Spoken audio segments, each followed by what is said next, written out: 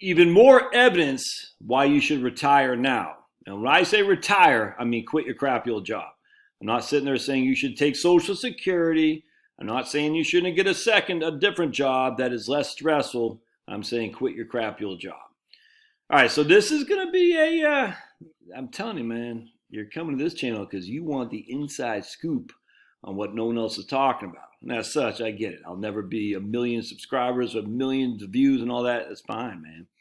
Just in a few. So I appreciate you being here. All right, so let's check this out. This is from my man, Nassim Nicholas Taleb, his article, Safe Heaven, which is a forward to Mark Spitznagel's book, Safe Haven. Let's take a look at what this book looks like, shall we? I haven't read it yet. I haven't seen it. I'm familiar with Mark Spitznagel. #1 bestseller in business investments. All right. Investing for the Financial Storms. I like it. Have to get this. First edition. Let's see when did it come out, man? Tail risk hedging. All right. See what kind of. Oh, it just came out. It's coming out in August. All right, cool. There we go. There's the guy right there. Founder, chief executive, founder, CIO at the hedge fund Universa, and the author of the book, The Tao of Capital. All right. And of course, there's no commas because no one has body yet. All right, so let's go back to Nassim. If I can find that. There we go. All right, let's see what we got here. Psychologists discuss a notion of deferred payoff. Now, think about this in context of retirement planning. Deferring retirement accounts, deferring my ability to retire, deferring my enjoyment of the latter part of my life because I'm still going to slave away at this crappy old job. So think about it like that. Psychologists discuss the notion of deferred payoff and the inability to delay one's gratification as a hindrance. So if you want to quit your crappy old job earlier, it's a hindrance to your well-being financially. They hold, psychologists, that people who prefer $1 now versus $2 in the future will eventually fare poorly in the course of life. But this is not at all what Spit's idea is about, and that's the book we just talked about. Since you do not know whether there will be a payoff at the end of the line. And furthermore, psychologists are shoddy scientists, wrong almost all the time about almost all the things they discuss. The idea that delayed gratification confers some socioeconomic advantage to those who defer was eventually debunked. The real world is different. Under uncertainty, you must consider taking what you can now, since the person offering you $2 in a year versus one today might be bankrupt or might be serving a jail sentence. So what is this? So anyway, so that's we'll read the I'm just going to read this other quote here real quick. So what this idea is about isn't delayed gratification, but the ability to operate without external gratification, or rather random gratification. Have the fortitude to live without promises. The fortitude to live without promises. Because you don't know, you're not promised tomorrow. That's freaking biblical, man. Like a thief in the night. Have you not read that? It's biblical.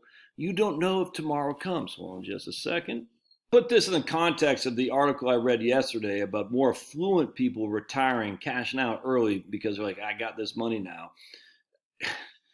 Is their number, the stupid thing that you said, what's your number, your retirement number? That was just dumb. And it was like, why is that stupid? But I mean, the issue is they're saying, look, I'm probably as well to do right now as I'll ever be. Let me go ahead and freaking hang out the boots while I'm as young and as excited as. Hey, Pablo's opened up the door. Oh my goodness. Wait, hold on a sec. You got it, buddy? You should see what he's doing. These guys, they gave a site, a guy from 3M was an executive there. He was like 58 or something like that, a cancer survivor. And he said, I'm cashing my chips. I'm going to go enjoy it. And one lady said, I got enough to last till I'm 92.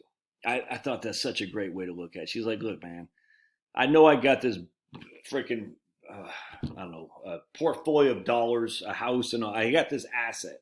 You see what I'm saying? This nut, if you will, this chunk of change. And I said, look, I can live on this for 20 years, 25 years. After that, I'll let the cards fall where they may.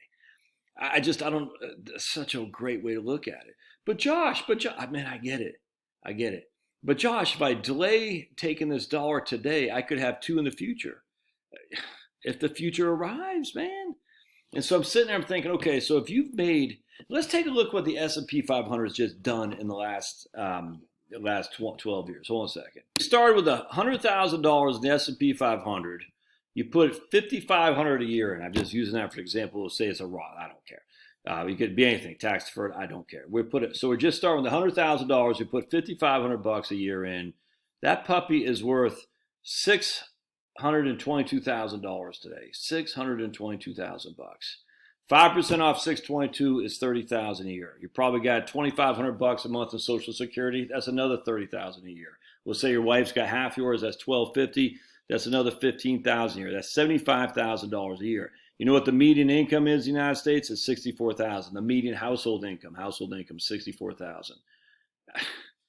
I'm just sitting there thinking, you're never, look, you could have another 10 years like this, but okay, great. So what do you do then? Well, I'm glad I waited another 10 years. Well, maybe, but 10 years, it's again, as I always cite the CCR song, someday never comes, man. You just don't know. So to defer $1 today for $2 in the future, you got to look at the context too. Where were we over the last 12 years?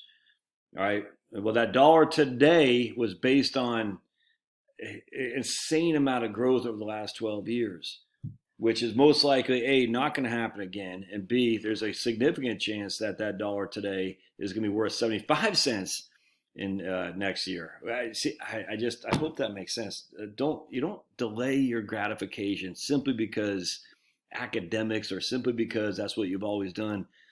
You delay your gratification if there's an inherent reason to do so, i.e., me. I still need income because I got this mortgage to pay. You see what I'm saying? But and I'm a different example because I'm working from home and I enjoy my work. But what are we delaying it for? Well, I need more money. Says who? Says who? Why? Anyway, I'll let you think about that. I'd love to hear your thoughts. We'll see you guys.